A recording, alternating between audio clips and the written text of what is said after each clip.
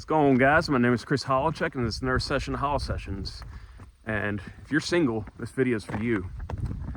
Now, I've been in a happy relationship for about 9 months now, and it wasn't always like this. For a long time, I was single or getting caught in situationships, or just maybe women that wasted my time. And I want to make this video to help out anybody who is in that position now.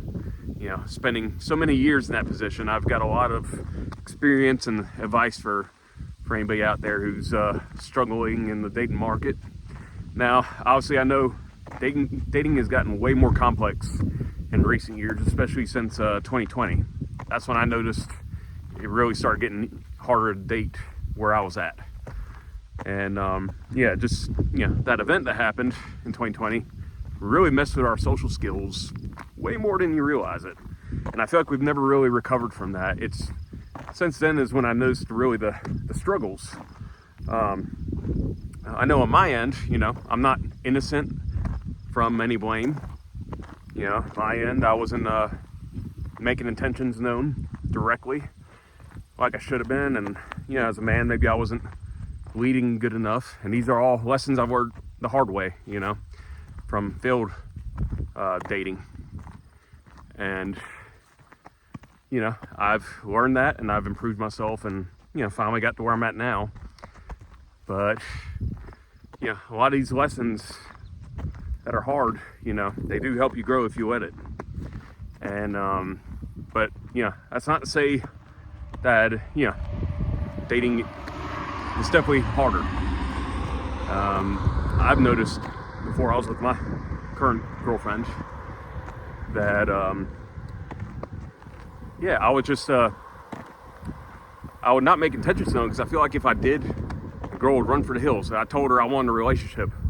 It's like a lot of girls get turned off by that at least the ones that I was seeing. And, something I've realized now is those were just the wrong women. And, it's really important to make your intentions known in general, because, you get rejected, whatever, they weren't meant for you. But some of us who've maybe had wounds from the past and stuff that make you not feel good enough, you're going to take that rejection to heart, and you're going to act like there's something wrong with you, like a little, piece of who you are is chipped away that you'll never get back again from that rejection. And, in those situations, that's where definitely the self-improvement and, leaning on God helps a lot. Finding out who you really are and not letting those rejections define you, not being a victim to them, is a great first step to making yourself the ideal partner for somebody. And that's one of the most important parts of, dating and stuff is, you got to be the person that your ideal partner wants. And, you got to figure out who that partner is, does she want a relationship too? Does she want something just casual, fun, and I'd say too, like the dating apps and stuff, I would try to steer clear of those. There was a point in time back in the day, I'd say the peak was definitely 2015, but the closer you got to 2020, the less reliable it got. And then, dating apps, I noticed after 2020, that's when they got really harder to use, because I just feel like a lot of people that were on there weren't actually looking for a relationship anymore or dating. A lot of people on there just wanted the attention, the idea of all these people wanting them, or they would be on there just for friends, when in reality they were just keeping their eyes open for a better option, even though they're in a relationship. Or you got bots, you got people trying to scam you. I noticed a very significant increase in that after 2020. So, if you have to use a dating app, I'd say Hinge is probably the most reliable out of all of them. Tinder's just bots at this point, and Bumble, that's going downhill too. So I'd try Hinge, but honestly, what worked for me was going overseas, traveling, seeing the world. I noticed,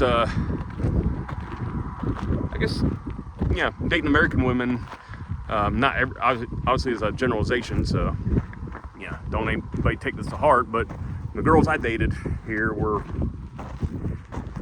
like, you had to solve a science equation to figure out if they're interested in you. Like, there's girls here, I guess, would not show, direct interest. Like, you had to see micro movements. Like, they glance at you for half a second. That's them showing interest or something. Like, it is just a lot harder to figure out. So, unfortunately here, I feel like if you want somebody, you got to be bold and go for it.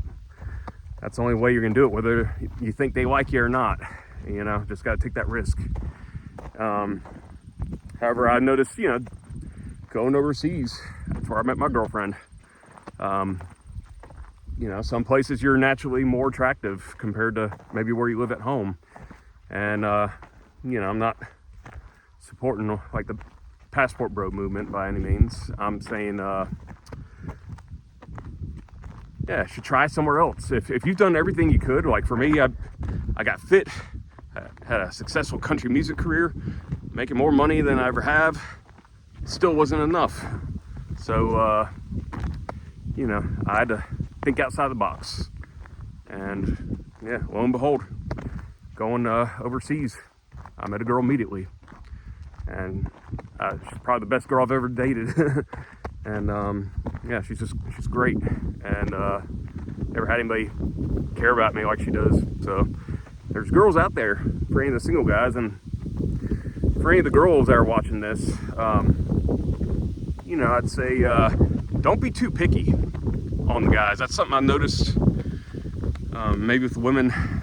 A lot of women are very picky about who they want. Obviously, you should have the best person for you, but I feel like in the culture now, there's a lot of, they call them the icks and stuff. Like, a lot of women like try to make excuses. Oh, this guy did this. Like, I saw one is like, oh, he used the automatic drive on his Tesla.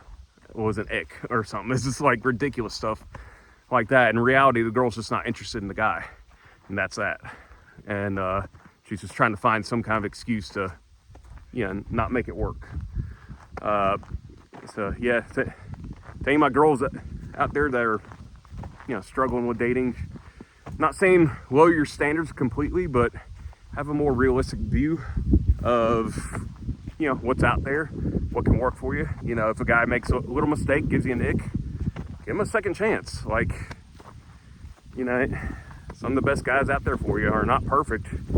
They're not the best at dating, but you give them a chance, they'll love you with all their heart. But you're not going to find that guy by being picky, like super picky. Obviously, you don't want somebody abusive. I'm not saying that by any means, but don't just write a guy off just because he did one annoying thing to you or in front of you. I know people who've been too picky and they've been single their whole entire lives and never got to settle down with anybody because of that. So I don't wish that on anybody unless that's your calling, and go for it for sure. But and again, to the guys, just work on yourself, continue to improve your social skills, your career, a hobby that brings you joy, and eventually you run into somebody, and if you haven't, try going somewhere else.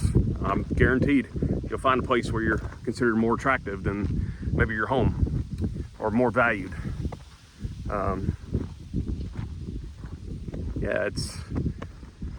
I hate that the whole dating scene, which I think is fueled by media, by the internet, I hate that it's gotten so complicated, and it shouldn't be. You like somebody, they like you, you should go for it. Like, at least try. Stop trying to make excuses or try to talk yourself out of it. That's ultimately self-sabotage.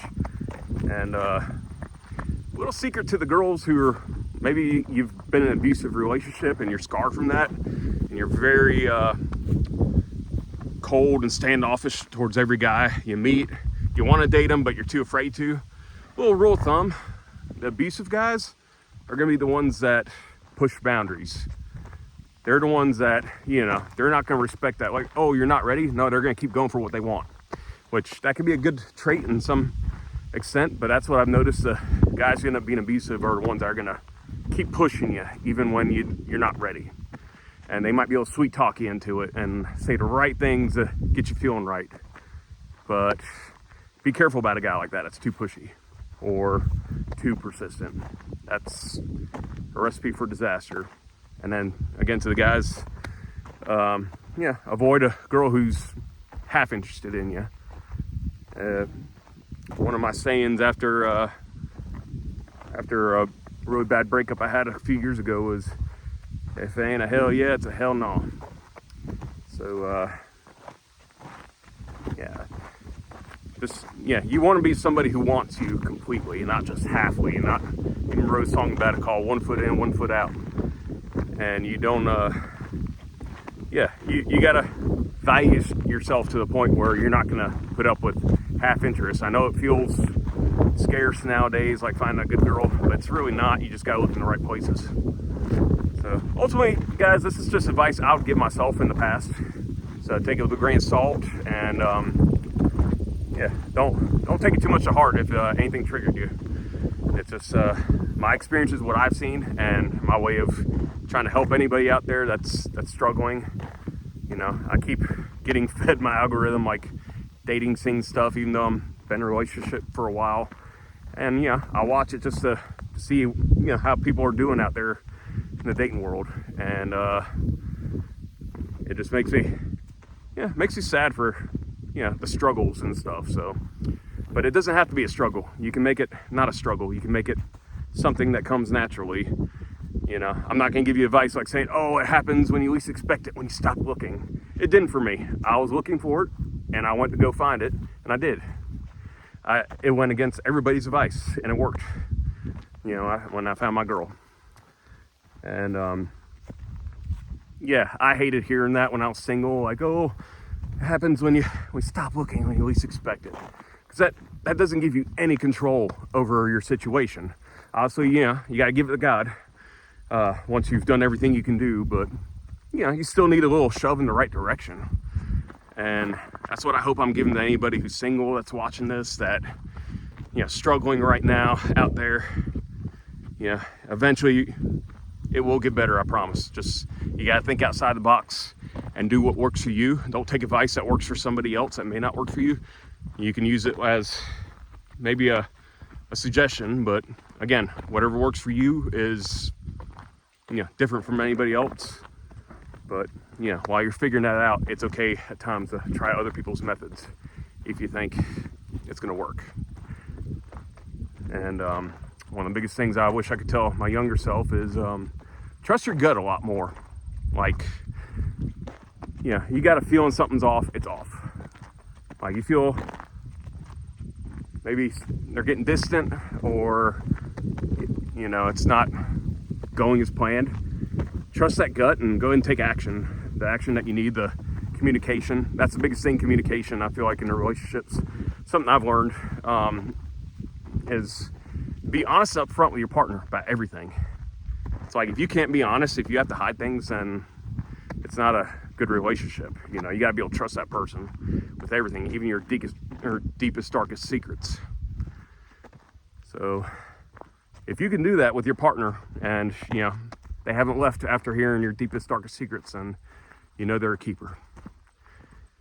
Anyways, I hope y'all enjoyed this. Something I'm very passionate about, just from my past self and my own frustrations in the past, and I want to help anybody who's going through that too. So if you like what you heard, please do like this video and subscribe to my channel, and leave a comment. I want to hear your thoughts on maybe some of your dating stories and your dating advice. It helps out other people that are watching this, and just contributes to the cause. So anyways, with that being said, guys, my name is Chris Holacek, and holla, it's hollin' out.